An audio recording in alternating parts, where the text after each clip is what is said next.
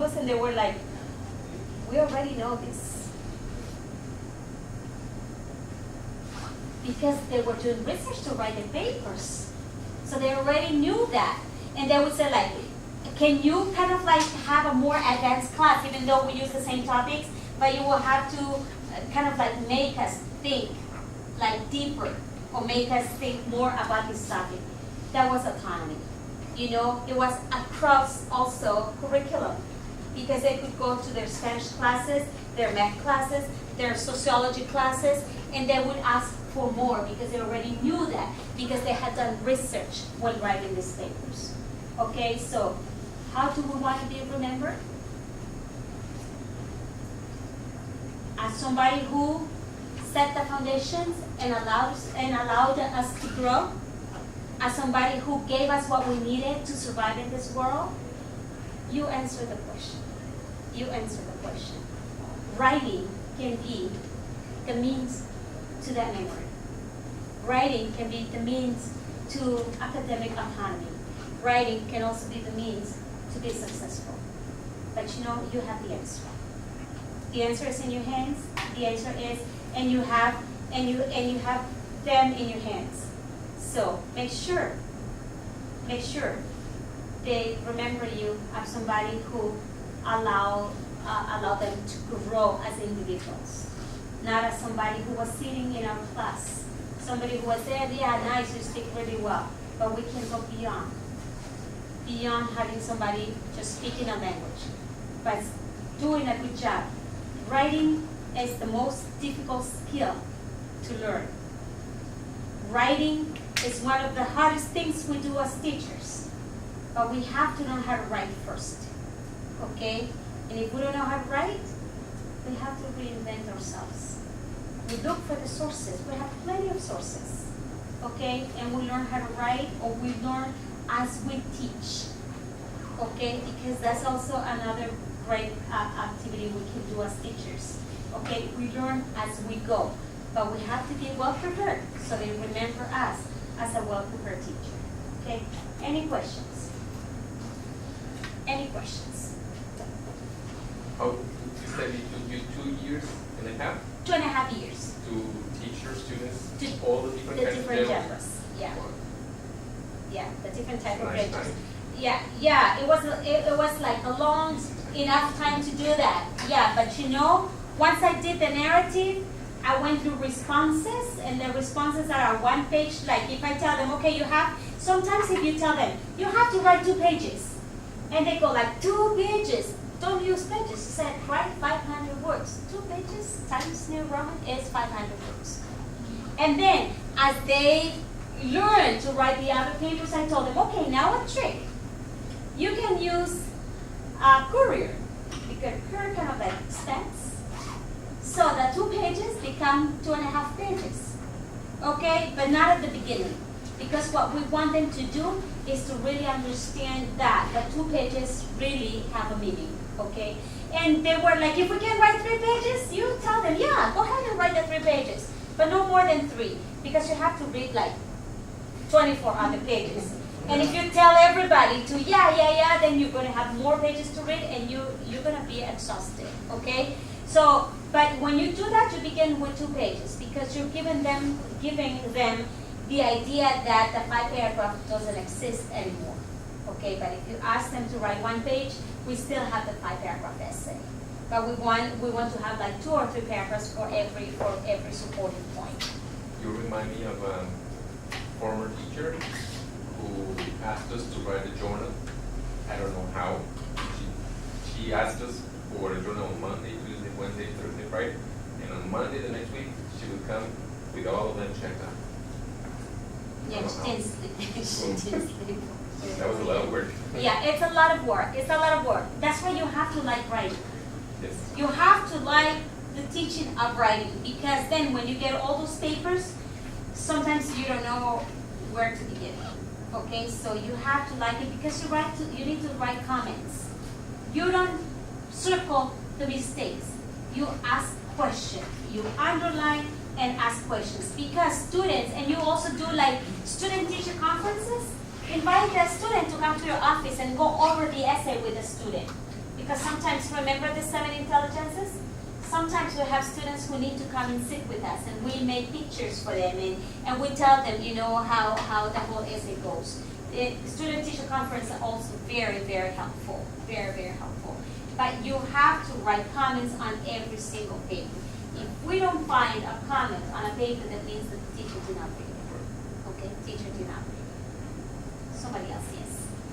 When we're talking about argumentative essays, or argumentative papers, as you call them, I guess, well, because I left out of the room, and when I came back, we were talking about prompts, which are important. So now, what kind of prompts can we use, for example, when teaching students how to write argumentative essays? Argumentative essays. It depends. I can give you some ideas. Like, here's my email address, and I can send you the prompts I use. But one of the things, since I teach, this is a teaching university. Right. So what I did, you can have one. I'm going to give you one. Like, teacher and students being Facebook friends. Okay? And you give them a reading. There are many papers about teachers and students being Facebook friends. So you give them a reading and you tell them, okay, so write an essay about teachers and students being Facebook friends. Like, do you think they should be Facebook friends? If you think they should, you have to write your argument using sources of why, it's a positive thing to be your teacher's Facebook friend. If you don't think they should be friends, find sources that talk about, the negative aspects of teachers and students being Facebook friends. So you have an argument right there.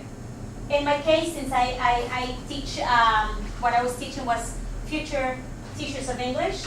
So what I did was I got some newspapers, things from my country, where they were saying that the whole country was going to become bilingual, that the Ministry of Education was doing this and this and this. So it's like, okay, give your opinion about it. So they needed to go and find sources about, like Colombia has a lot of experience in the teaching of English. Mexico also has like a very good experience like teaching English. Costa Rica. So I told them, I kind of like told them where to go. But one of the things I tell them is that when you look for sources, you don't have to look for, let's see, quesadillas.com. Okay? Go to academic sources. Go to academic sources. It has to be a reliable source because the internet takes whatever you give it. Okay? So students cannot just be doing Wikipedia or Google or El Rincón de los Borrachos or whatever that is, right? Exactly. No. Teach them where to go. And you bring the sources to the class. Because what you're trying to do is to have reliable evidence. Okay? Good statistics. So newspapers work. Okay? Or you can go to ERIC, you can go to EBSCO, you can go to Google Academics, you can go to sociology journals, you can go to the TESOL journals, you can go to this, and then you give them this, but you have done your homework first, okay? Because students might not know where to go. You tell them where to go. Then the second time, they will not need your help because they already know where to go and they explore other sources and they bring them to class. And you will see it's amazing to see how they can bring other sites that we don't know about.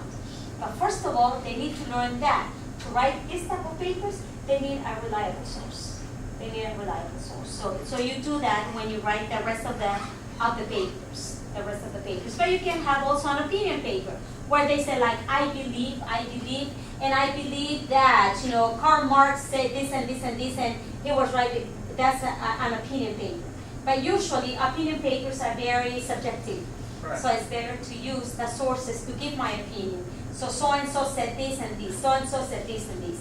And when they write about, you can give them the freedom also of writing about whatever they want. You have to be very careful though, okay? I always tell my students, no politics, no religion, no no sexual preferences, okay? Because those are very, very difficult topics. And sometimes we might not know how to handle those situations in the classroom, and things can become really difficult. So you kind of like lead them towards what type of topics don't get you in problem. And like politics is really controversial, so don't get into politics or religion or abortion or, yeah. Well, actually, I'm working as a them, and one time I was actually like trying to encourage my students to have a debate, and I like provided different topics, and one of them was abortion, right? And they're like, no, teacher, we don't want to do abortion. We've done it so many times. Yeah. It's so yeah. cliche. It's a cliche, exactly. It's actually I told them, if you're going to talk about or divorce also, or legalizing marijuana, those like abortion, legalizing marijuana, and what's the other one? And living together before getting married. That's another one they like. Yeah.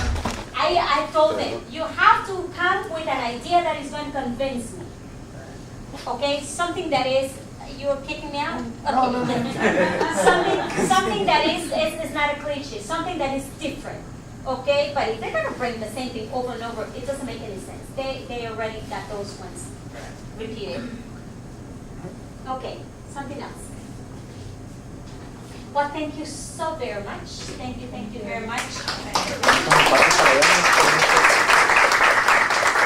Any questions or any doubts? If you want to know more about my study, you can send me an email and I can send you more about it.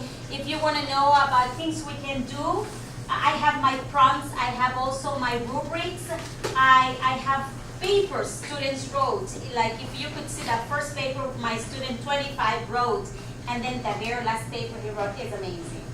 It's amazing. You can see the whole progress and you can see it throughout a single course. Okay? Right. Thank you very much. Okay. Well, our institution wants to thank you very much for being here.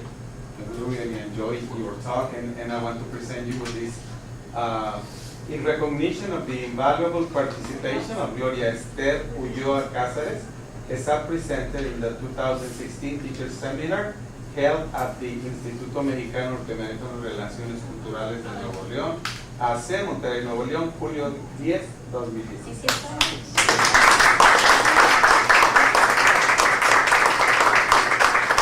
And also, we have this diploma for you, Instituto Mexicano Norteamericano de Relaciones Culturales, otorga la presente constancia a Gloria Ulloa Cáceres por haber participado como ponente en el seminario para maestros de inglés Teaching for Learning, Leading the Path to Excellence, del 8 al 10 de julio de 2016. Thank you so much.